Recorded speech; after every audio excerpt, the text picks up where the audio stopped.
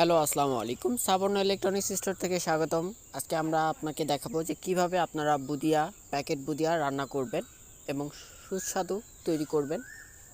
প্রথমত আপনারা একটা বাটি নেবেন। আমরা প্রক্রিয়াটা পুরোপুরি আপনাকে দেখাচ্ছি। সিম্পলভাবে আপনারা এইভাবে তৈরি করতে পারবেন। তো প্রথমত আপনারা চিনি নেবেন এবং প্যাকেট বুদিয়া নেবেন এবং ছোট এলাচ নেবেন।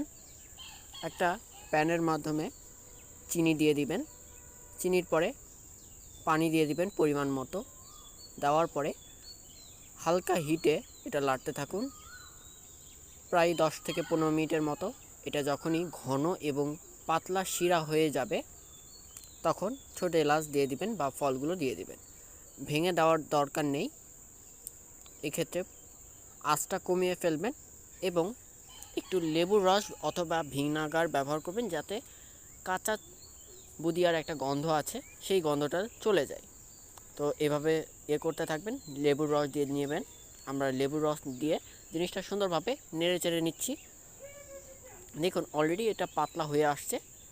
খুবই সময় কমের মাধ্যমে আমরা কিন্তু এটা করে ফেললাম এবং এখন এটা যেটা করব একটু ঠান্ডা করে নিয়ে এখন পুরাটা আমরা ঢেলে দিব।